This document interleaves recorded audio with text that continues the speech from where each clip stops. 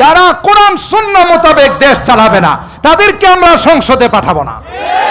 পরিষ্কার কথা, এই সামনেই বাংলাদেশ মুসলিম কান্ট্রি, কোরআন সুন্নাহ মোতাবেক দেশ চলবে। কথা বলেন ঠিক কিনা?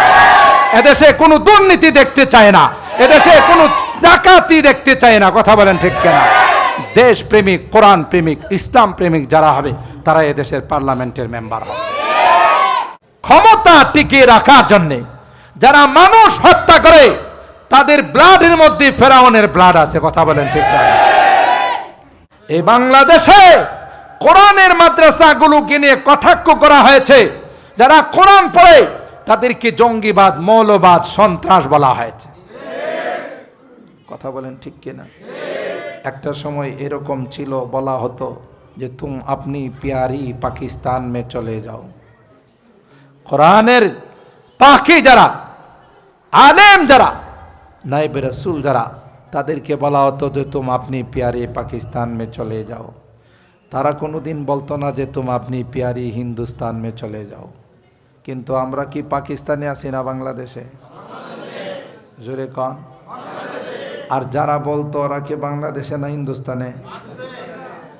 বুঝেন, ভালো করে বুঝেন, আমি কোনো দল নিয়ে, কোনো ব্যক্তি নিয়ে কথা বলতেছি না, বুঝার জন্য। নার্সারিতে আমাকে পাঠাইছে, ইংলিশ মিডিয়ামে পাঠাইছে, স্কলাস্টিকা স্কুলের মধ্যে পাঠাইছে, নামি দামি স্কুলে পাঠাইছে, কিন্তু না না, সকালবেলা আমাকে কোরআন শেখায় নাই, আমাকে দিন শেখায় না, আমাকে ইসলাম শেখায় নাই, যে কারণে আমি দিন শিক্ষার সুযোগ পাই নাই।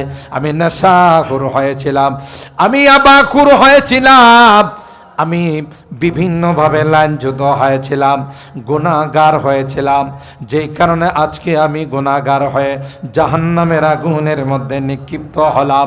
এই জন্য যদি আমার জাহান্নামে যেতে হয়, তার জন্য আমার যা শাস্তি হবে তার ডাবল শাস্তি আমার মা বাবাকে দিতে হবে। নাউজুবিল্লাহ। এটা কমাইছো কেন? একটু বাড়াবেন। আর হ্যাঁ, সেজন্য আলা কুল্লুকুম রাইন ওয়া কুল্লুকুম মাসউলুন আন রাইয়াতিহি। পয়গম্বর কয় প্রত্যেকে হলেন জিম্মাদার। যদি জিম্মাদারি আদায় না করা হয়, জিম্মাদারি যদি পালন না করে, তাইলে তাদেরকে কিয়ামতের ময়দানে সন্তান গলায় গামছা পেঁচাইয়া সুজা আল্লাহর জাহান্নামে নিক্ষেপ করবে। নাউজুবিল্লাহ বলে। এটা তো আপনাদের জন্য অনেক বড় একটা নিয়ামত। এই মাদ্রাসা আপনাদের এই এলাকার মানুষের জন্য অনেক বড় এক নিয়ামত, অনেক বড় কিসমত। যে এলাকায় কোরআনের মাদ্রাসা থাকে, গোটা এলাকাকে আল্লাহ আযাব আর গজব থেকে হেফাজত করে। কারণ আমরা যখন ঘুমাই, ঘুমের ঘরে যখন নিভিড় থাকি, তখন এ কোরআনের হাফেজেরা, মাসুম বাচ্চারা শেষ রাত্রে উঠে আল্লাহর কালাম তেলাওয়াত করে গোটা জাতির জন্য আল্লাহর কাছে মাপ চায়। সুবহানাল্লাহ। আজকে এখান থেকে 6 জন হাফেজে কোরআন হাফেজ হয়ে পাগড়ি নিয়ে বের হয়েছেন। গোটা বিশ্বে যত আসমানি কিতাব আছে কোরআন ব্যতীত, তাওরাত, জবুর, ইঞ্জিল, কোনো কিতাবের কোনো হাফেজ খুঁজে পাওয়া যাবে না। বলুন আছে? অরিজিনাল তাওরাত নেই, অরিজিনাল বাইবেল নেই, জবুর নেই, কোনোটাই নেই। সব রদ বদল করে ফেলছে, পরিবর্তন করে ফেলছে। একমাত্র কোরআন আসমানি কিতাব, কিয়ামত পর্যন্ত কোরআনে কারীমের একটা জের জবর নোক্তা কেউ পরিবর্তন করতে পারবে না। কথা বলেন ঠিক কিনা? কেন? এ কোরআন নাজিল করেছেন কে? আল্লাহ। জোরে বলতে হবে কে? আল্লাহ।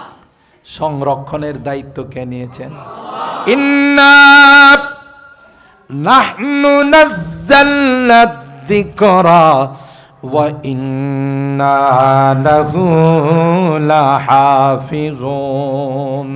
আল্লাহ বলেন কোরআন আমি নাজিল করেছি, কোরআনের সংরক্ষণের দায়িত্ব আমি নিলাম। এ ভাই, আমার হাতে 6 বছরের বাচ্চাকে পাগড়ি দিয়েছি, সুবহানাল্লাহ কোন। বলুন তো দেখি, 6 বছর বয়সে কোরআনের হাফেজ হওয়ার কথা না, ল্যাংটা শাহ হওয়ার কথা, গায়ে কাপড় থাকার কথা, অফিস আদালত খুলে ঘুরে বেড়ানোর কথা, কিন্তু আল্লাহ কয় ওই বাচ্চার সিনার মধ্যে আমি আল্লাহ 30 পারা কোরআন সংরক্ষণ করে দিলাম। ঠিক কিনা বলেন? আমরা স্কুলে পড়ার সময় আপনারাও জানেন, একটা কবিতা মুখস্থ করতে কখনো কখনো আমাদের 2 দিন সময় লেগে যায়। আর এমনও হাফিজে কোরআন আছে যারা এক বৈঠকে আধা পারা সবক দিতে পারে। আল্লাহু আকবার বলেন। সহজ করে দেন কে? আরো জোরে বলেন কে? এরকমের হাফেজ কি 100-200? কথা কয় না। 1000-2000, 1 লক্ষ 2 লক্ষ, কোটি কোটি হাফেজ, অসংখ্য অগণিত হাফেজ আল্লাহ পাক পৃথিবীর মধ্যে বানায়া ছেড়ে দিয়েছেন। সুবহানাল্লাহ। কোন দুশমন, ইসলামের শত্রুরা যদি মনে করে লিখিত কোরআনকে জ্বালিয়ে দিবে, লিখিত কোরআনকে সমুদ্রে নিক্ষেপ করে দিবে, আপনাদের কি ধারণা তাইলে কি কোরআন বিলুপ্ত হয়ে যাবে? কোরআন কি পৃথিবীর থেকে বিদায় নিয়ে নিবে? এই যে হাফেজে কোরআনের সিনার মধ্যে আল্লাহ 30 পারা কোরআন সংরক্ষণ করছেন। ভালো কম্পিউটার দিয়ে তালাশ করলে অক্ষরগুলো দেখা যাবে, উন্নত মানের যন্ত্র দিয়ে তালাশ করলে পারাগুলো খুঁজে পাওয়া যাবে। এমন সূক্ষ্মভাবে আল্লাহ রাব্বুল আলামিন কোরআনে কারীমকে হাফেজদের সিনার মধ্যে সংরক্ষণ করে দিয়েছেন যে গোটা বিশ্ব যদি কোনো আধুনিক মেশিন দিয়ে তালাশ করে একটা অক্ষরও খুঁজে পাবে না। কথা কি ঠিক বললাম? কে সংরক্ষণ করছেন? তাহলে ধরে নেন গোটা বিশ্বে কোথাও লিখিত কোরআন নাই, তাইলে কি কোরআন বিলুপ্ত হবে? একজন হাফেজে কোরআনকে যদি বলা হয় তুমি তিলাওয়াত করতে থাকো, ওই হাফেজে কোরআন সূরাতুল ফাতিহা থেকে নিয়ে তিলাওয়াত শুরু করবে, সূরা নাস পর্যন্ত তিলাওয়াত করে ফেলবে, গোটা কোরআন পৃথিবীর মধ্যে আবার জিন্দা হয়ে যাবে। ঠিক কিনা বলে? সংরক্ষণ কে করেছেন? আল্লাহ। পৃথিবীর সূচনা লগ্ন থেকে ইসলামের বিরোধিতা চলছে না চলছে না? জোরে বলেন, এখন আছে না নাই? এই বাংলাদেশে কোরআনের মাদ্রাসাগুলোকে নিয়ে কটাক্ষ করা হয়েছে। যারা কোরআন পড়ে তাদেরকে জঙ্গিবাদ, মৌলবাদ, সন্ত্রাস বলা হয়েছে। কথা বলেন ঠিক কিনা? একটা সময় এরকম ছিল, বলা হতো যে আপনি প্যারি পাকিস্তান মে চলে যাও। কোরআনের পাখি যারা, আলেম যারা, নায়েব রাসূল যারা, তাদেরকে বলা হতো যে আপনি প্যারি পাকিস্তান মে চলে যাও। তারা কোনোদিন বলতো না যে আপনি প্যারি হিন্দুস্তান মে চলে যাও। কিন্তু আমরা কি পাকিস্তানে আছি না বাংলাদেশে? জোরে কন। আর যারা বলতো ওরা কি বাংলাদেশে না হিন্দুস্তানে? বুঝেন, ভালো করে বুঝেন, আমি কোনো দল নিয়ে কোনো ব্যক্তি নিয়ে কথা বলতেছি না, বুঝার জন্য বস। গোটা বিশ্বের বাদশা ছিল ইন্টারন্যাশনাল হারামজাদা নমরুদ। একই লোকাল হারামজাদা ছিল না, ইন্টারন্যাশনাল হারামজাদা। ইন্টারন্যাশনাল হারামজাদা নমরুদ বাংলাদেশের বাদশা ছিল, ইন্ডিয়ার, চায়নার, গোটা বিশ্বের। ঠিক কিনা বলেন? ইসলামের বিরোধিতা করার কারণে, ইব্রাহিম খলিলুল্লাহর বিরোধিতা করার কারণে তার কপালে জুতা ছাড়া কিছুই মিলে নাই। ঠিক কিনা বলেন? ফেরাউন বিশ্ব সন্ত্রাস, নিজের ক্ষমতা টিকিয়ে রাখার জন্যে বনি ইসরাইলের লক্ষ লক্ষ ছেলে সন্তানকে হত্যা করছে। একটা স্বপ্ন দেখছিল। কষ্ট হইতেছে আপনাদের? সংক্ষেপে বলতেছি কোরআনের মর্যাদা বোঝার জন্য। মিশর বাইতুল মুকাদ্দাস থেকে একটা আগুন বের হয়ে এই আগুনটা মিশরে ঢুকছে। ডুইকা ফেরাউনের বংশধরের যত ঘর আছে সব জ্বালাই দিতেছে। পাশেই মুসা নবীর বংশধরের ঘর আছে, একটা তো ঢুকে না। বোঝা গেল এই আগুনটা ঢাকা ভার্সিটির ছাত্র, অত্যন্ত শিক্ষিত ছাত্র, কথা কয় না। আগুন রেখে বলল যে এটা মুসা নবীর বংশধরের ঘর, আর ওইটা হলো ফেরাউন্নার বংশধরের ঘর। বলছে কে? আরো জোরে বলেন। ফেরাউনে যখনই স্বপ্ন দেখছে যে আগুনে বাইসা বাইসা আমার বংশের ঘর জ্বালায়, মুসা নবীর বংশের ঘর জ্বালায় না, কাহিনীটা কি?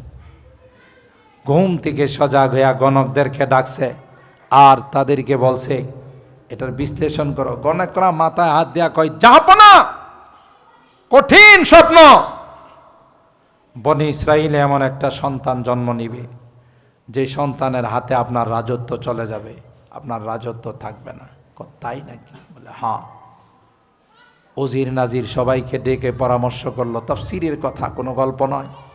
কি করা যায়? সমস্ত মন্ত্রী পরিষদ পরামর্শ দিল, যাবো না, এখন থেকে বনি ইসরাইলে যে সন্তান জন্ম নেবে সবগুলো ছেলে সন্তান যারা হবে সবগুলোকে হত্যা করতে হবে।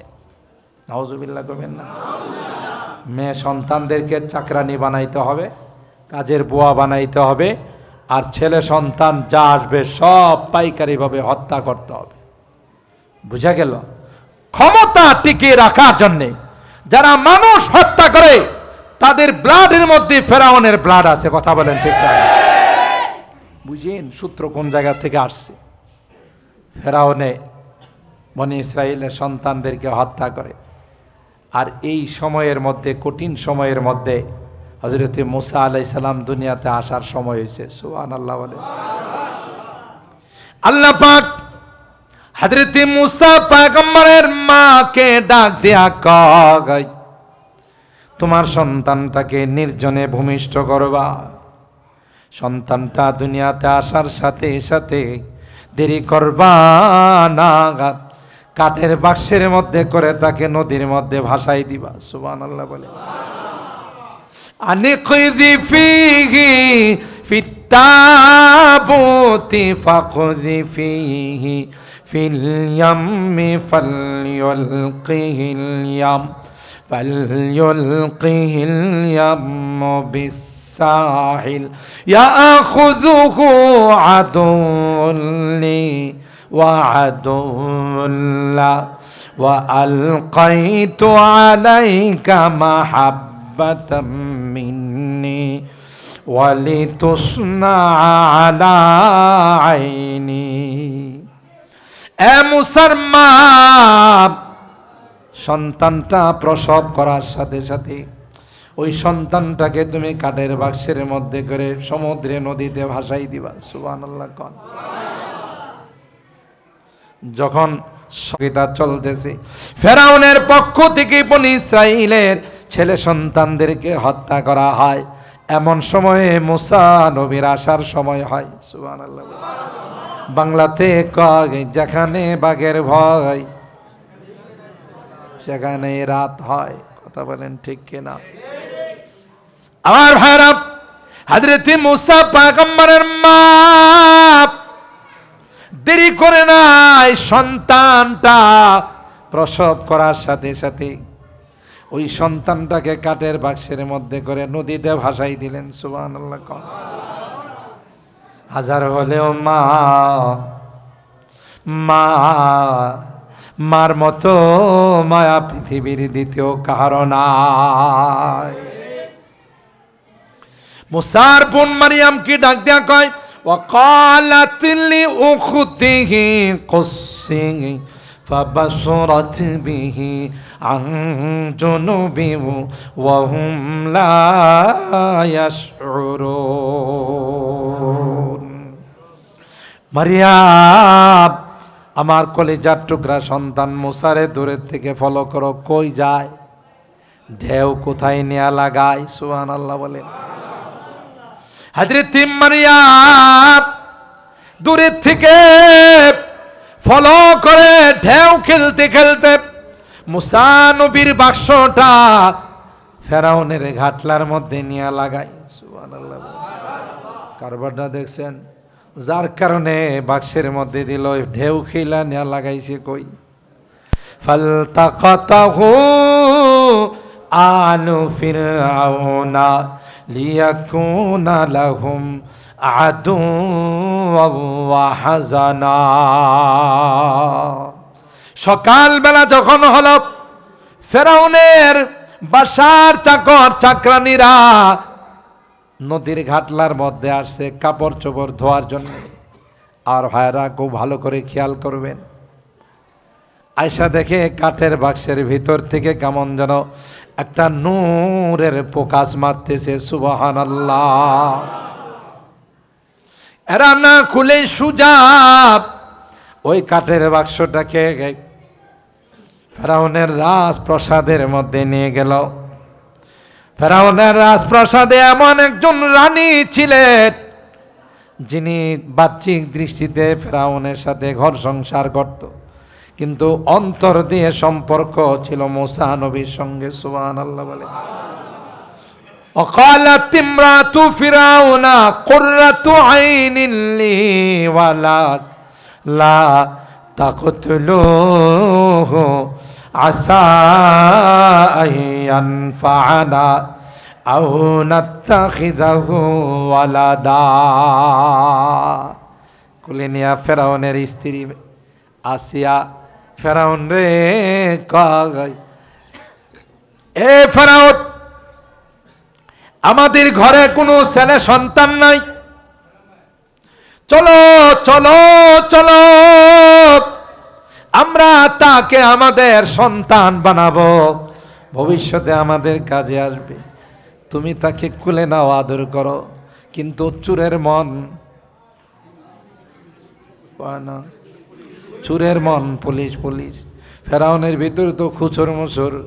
ফেরাউন কয়, আসিয়া রে গে, কোন জায়গা থেকে সন্তানিটা আসছে? বাপ দাদার নাম নাই, চানমুল্লার বিয়াই। কথা কয় না, তুমি সন্তান বানাবা, আমার তো মনে হয় এইটাই হেইডা। কথা কয় না। ফেরাউন কুলে নিল না, ফেরাউন তাকে আদর করলো না। পয়গম্বর কয়, ফেরাউন যদি চুমো খাইতো আর বলতো আমারও চোখের শীতল, আল্লাহর কসম, তখনই ফেরাউন মুসলমান হয়ে যাইত। আমার ভাইরা, যে কথা বলতেছিলাম, গোটা সন্ত্রাসের রাজত্ব ফেরাউন চালাইছে। একটা পর্যায়ে আল্লাহ পাক ফেরাউন এবং তার জাতিকে লৌহিত সাগরে ডুবাইছে। কথা কয় না। ওই ফেরাউন পানিতে ডুবার সময় আল্লাহরে কয়, ক্বালা আমানতু বিল্লাহিল্লাযী আমানাত বিহি বানু ইসরাঈল ওয়া আনা মিনাল মুসলিমিন। ফেরাউন কয়, আল্লাহ, আমি একজন পাক্কা মুসলমান। কোন সময় কয়? যখন পানিতে ডুবে। আর এর আগে আল্লাহরে 2 নাম্বার সিরিয়ালে রাখছে, হ্যাঁ 1 নাম্বারে গেছে। কথা কয় না। জাতির উদ্দেশ্যে বলে, ফাকালা ফাহাসারা ফানাদা ফাকালা আনা রাব্বুকুমুল আ'লা। আল্লাহ বলে 2 নাম্বার, হ্যাঁ বলে 1 নাম্বার। আল্লাহ যখন লোহিত সাগরে ডুবায় তখন কয়, আল্লাহ, আমি কিন্তু বহু আগের থেকে মুসলমান, তোমারে জানাইতে মনে নাই। চিন্তা করছেন? এ ভাই, মনে রাখেন, মনে রাখেন, আজকে যারা আমাদের শত্রুতামি করে, আমাদের বিরুদ্ধে বিভিন্ন প্রপাগান্ডা করে, ষড়যন্ত্র করে, যত বিজাতিরা পৃথিবী থেকে যাওয়ার সময় যখন আজরাইলকে দেখে ফেলবে, আপনি আকাটা নরেন্দ্র মোদী বলেন, আর ডোনাল্ড ট্রাম্প বলেন, আর ভ্লাদিমির পুতিন বলেন, আর শি জিনপিং বলেন, আর ডোনাল্ড ট্রাম্প বলেন, সবাই কিন্তু পৃথিবী থেকে যাওয়ার আগে বলবে আমরা পাক্কা মুসলমান। সুবহানাল্লাহ কবির না। আল্লাহর কাছে বলবে, মালিক, আমার ধর্ম আমি বাদ দিলাম, মূর্তি দেবতার পূজা বাদ দিলাম, আমি একজন পাক্কা মুসলমান। ফালাম্মা রাআউ বাসানা ক্বালু আমান্না বিল্লাহি ওয়াহদা ওয়া কাফারনা বিমা কুন্না বিহি মুশরিকিন। যখন মৃত্যুর নিদর্শনগুলো দেখে ফেলবে তখন বলবে আমি পাক্কা ঈমানদার। মূর্তি দেবতাকে তালাক দিলাম, মূর্তি দেবতাকে বাদ দিলাম। আমার ভাইরা, আল্লাহ কোরআনে কয় 1000 বার ঈমান আনলেও তখন কাজে জোরে খান। ফালাম ইয়াকু ইয়াফাহুম ঈমানুহুম লাম্মা রাআউ বাসানা। আল্লাহ ডাক দেয়া কয় দেখার পর ঈমান আনলে কোনো কাজে লাগবে না। কথা বলেন ঠিক কিনা? এ মুসলমান, তাই আল্লাহ আমাদেরকে ইসলাম দিয়েছেন, আলহামদুলিল্লাহ বলেন। মুসলমানের ঘরে জন্ম নিয়েছি, কোরআন আমাদের বিধান, কোরআন আমাদের ঐশী বাণী। আল্লাহ ডাক দেয়া কয় কোরআন আমি নাজিল করেছি, এই কোরআনের সংরক্ষণের দায়িত্ব আমি নিলাম।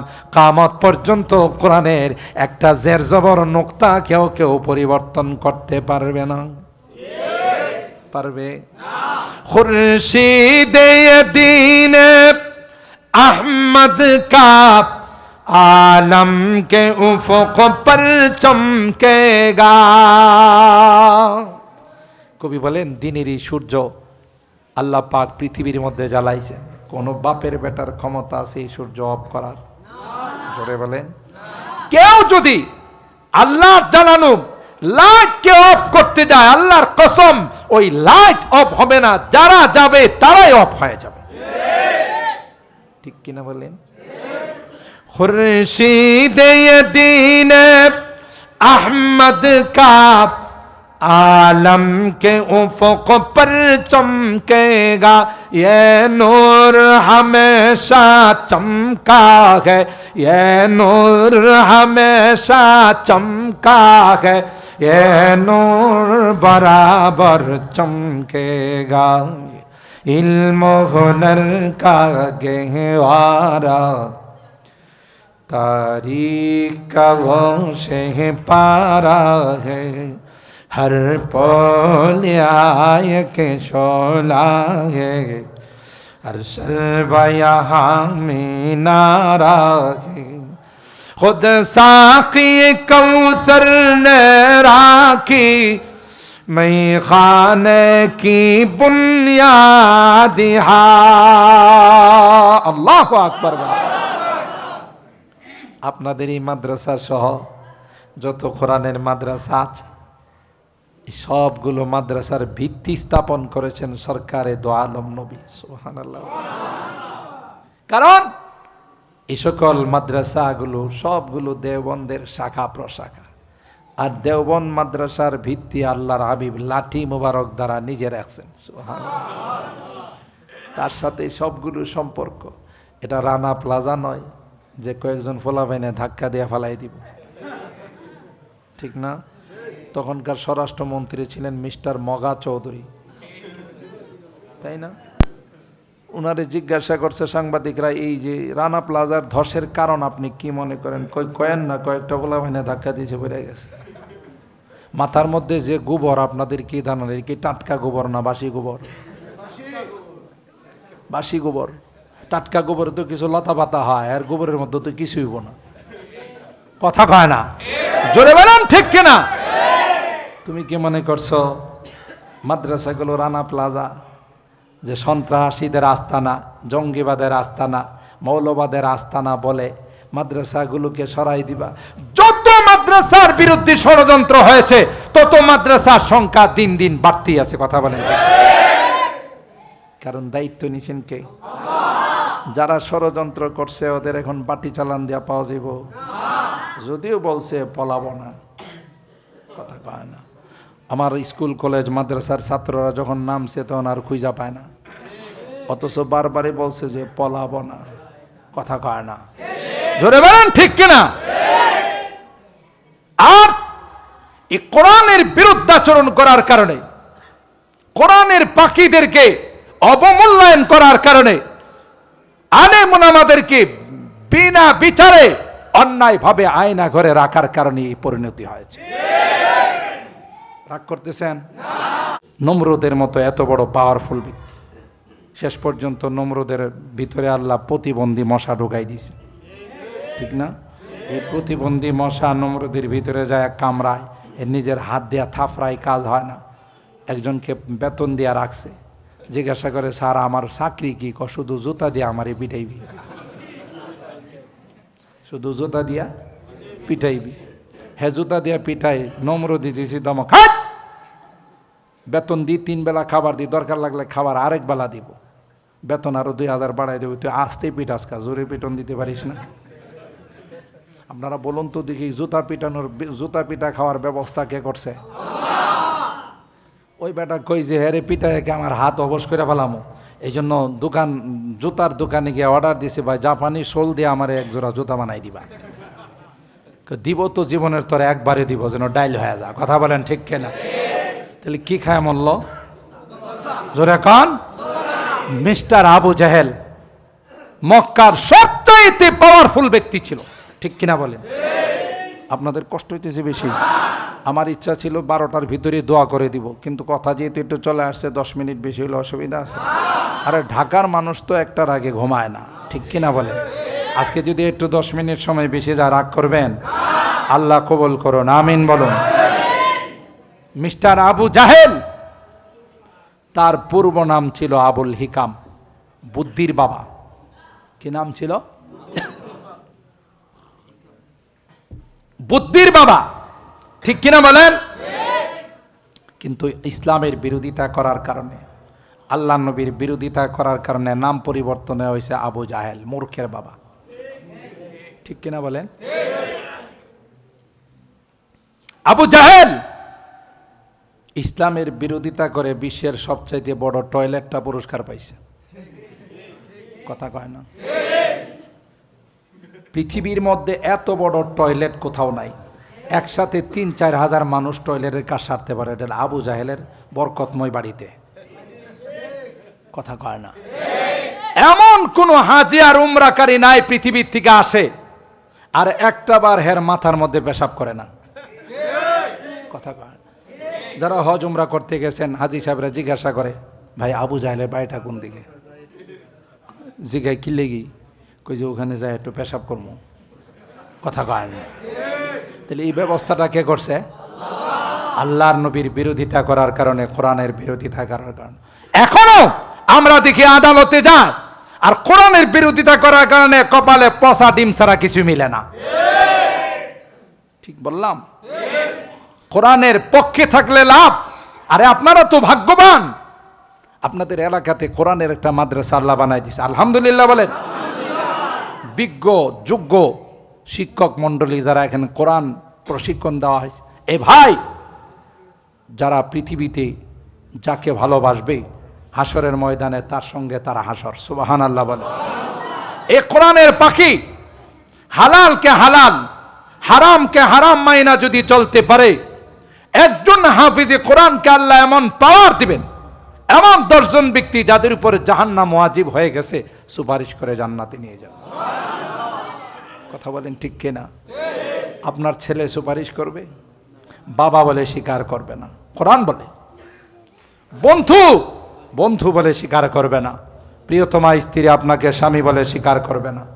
সেদিন এই কোরআনের পাখিরা বলবে, আল্লাহ আমরা এই মাদ্রাসায় পড়ে হাফেজ হয়েছিলাম, এই মাদ্রাসার আশপাশের কমিটি সহ আশপাশের মানুষগুলো আমাদেরকে কলেজিয়া দিয়া মহব্বত করত, আজকে তাদের গুনার কারণে তাদেরকে বাম কাতারে দেখা যায় না, তাদেরকে রেখে তোমার জান্নাতে যাব না। সুবহানাল্লাহ বলেন। বুঝেন, বিপদের সময় বন্ধু যে সেই আসল বন্ধু। সুখের সময় তো সবাই বন্ধু, কিন্তু দুঃখের সময় কেউ নাই। আর এই দুঃখের সময়, বিপদের সময় কোরআনের পাখির আল্লাহর কাছে সুপারিশ করে জান্নাতে নিয়ে যাবে। সুবহানাল্লাহ। খুদ সাকি কৌসর নে রাখি मैं खाने की बुनियाद আল্লাহু আকবার।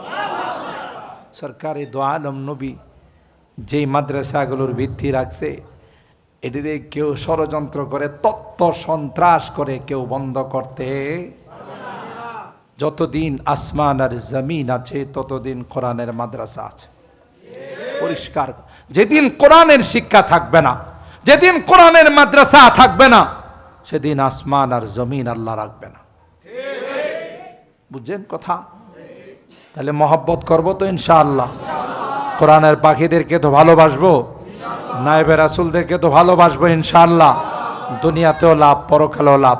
আল্লাহর হাবিব বলেন আলমার উমান আহাব্বা, দুনিয়াতে যে যাকে ভালোবাসবে তার সঙ্গে তার হাসর। সুবহানাল্লাহ বলে।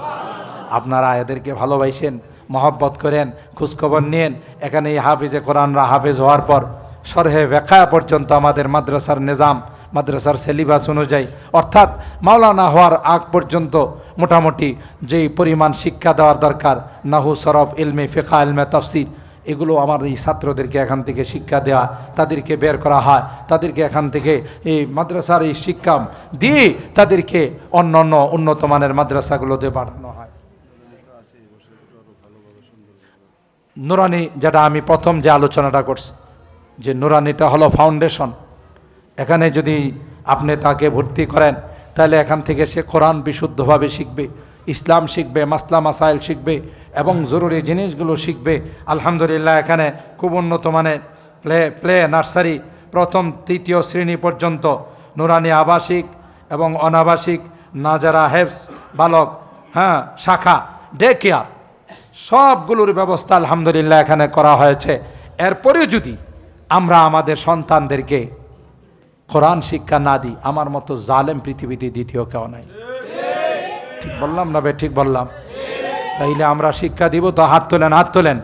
লিল্লাহে তাকবীর, লিল্লাহে তাকবীর।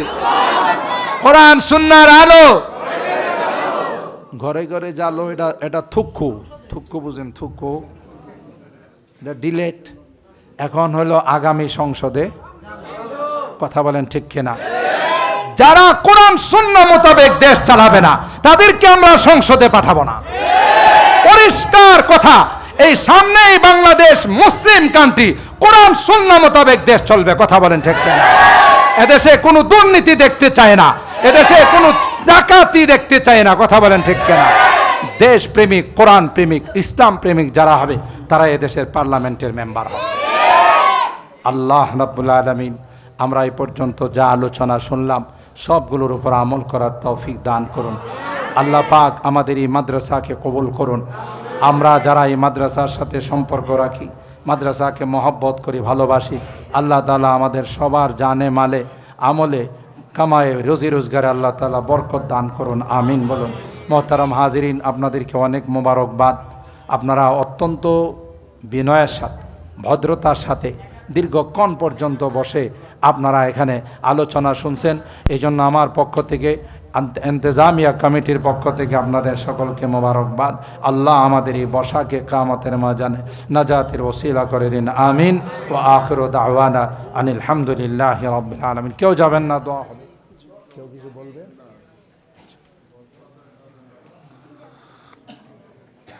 যিনি আজকে গতকাল আল্লাহ পাকের ডাকে সাড়া দেন, আজকেই আল্লাহ পাকের ডাকে সাড়া দিয়ে তিনি পরপারের বাসিন্দা হয়ে গেছেন। আগামীকাল বাজহর মানিক মিয়া এভিনিউতে তার জানাজা হবে। গোটা দেশের মানুষই জানাজায় অংশগ্রহণ করবে। আমরা আজকের এই বরকতময় মাহফিলে তার রুহের মাগফিরাতের জন্য মহান রবের দরবারে দোয়া করি। তার পরিবার পরিজন যারা আছেন, সুখ সন্তপ্ত পরিবার যারা আছেন, এরা যেন সবর করতে পারেন, ধৈর্য ধারণ করতে পারেন, আমরা তার জন্য দোয়া করি। এবং দেশ এবং জাতির জন্যে আমরা সকলেই মহান রব্বে করিমের দরবারে দোয়া করি।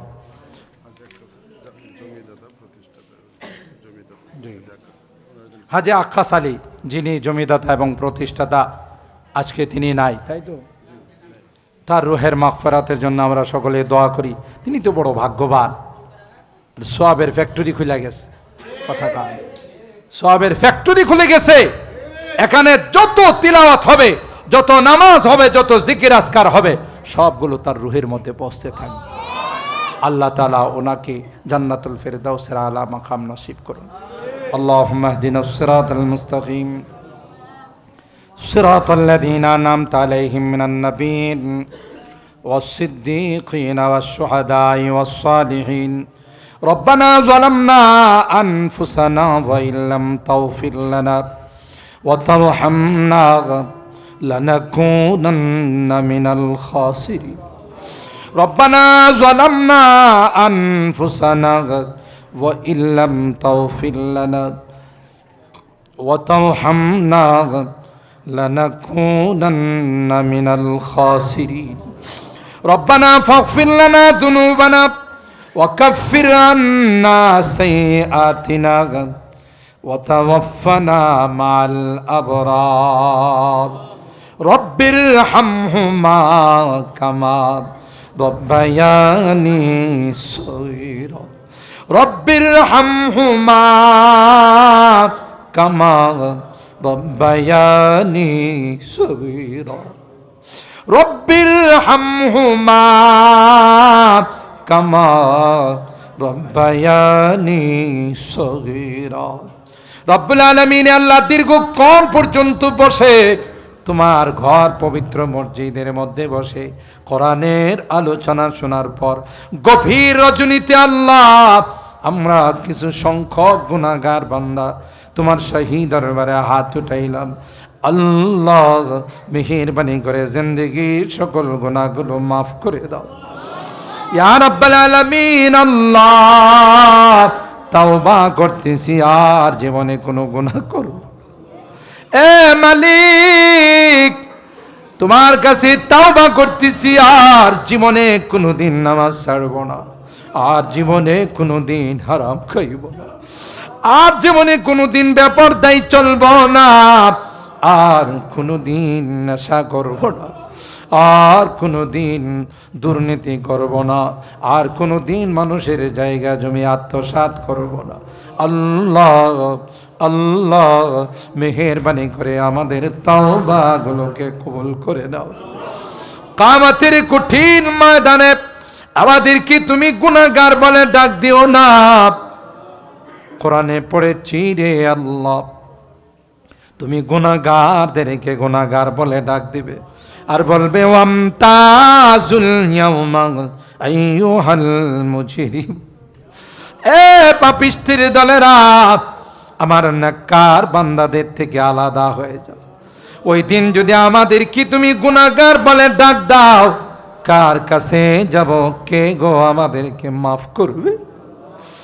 তাই তো কাঙ্গালের মতো ভিক্ষুকের মতো দুইখানা হাত বাড়াইলাম। আল্লাহ মেহেরবানি করে আমাদের হাতগুলোকে তুমি কবুল করে দাও ইয়া রাব্বাল আলামিন। আল্লাহ এই মাদ্রাসাকে তুমি কবুল করে নাও, ছাত্র উস্তাদ এলাকাবাসীকে তুমি কবুল করে নাও ইয়া রাব্বাল আলামিন। আল্লাহ যে 6 জন হাফেজে কোরআনের মাথায় পাগড়ি দেওয়া হয়, আল্লাহ তাদেরকে আলেমে বা আমল, আলেমে রব্বানি হাক্কানি বানার তৌফিক নসিব করে দাও। যারা তাদেরকে ভালোবাসে, মহব্বত করে, মাদ্রাসার যারা দান খায়রাত করেছেন, বিভিন্ন সময় তালেবে ইলমদের খোঁজ খবর নেই, কোরআনের পাখিদের খবর নেই, আল্লাহ সকল আর কামাই রুজি রোজগারের মধ্যে বরকত নসিব করে দাও ইয়া রাব্বাল আলামিন। আল্লাহ আমার মুরব্বীদেরকে আবু বকরের মতো বানাই দাও, কলিজার টুকরা যুবকদেরকে জান্নাতি যুবক বানাই দাও। আল্লাহ পর্দার আড়ালের মা বোনদেরকে আবেদা, জাহেদা, সালেহা, নেককার, দিনদার, আম্মাজান খাদিজাতুল কুবরা, আয়েশা সিদ্দিকা, ফাতেমাতুজ জাহরার মতো বানাই দাও ইয়া রাব্বাল আলামিন।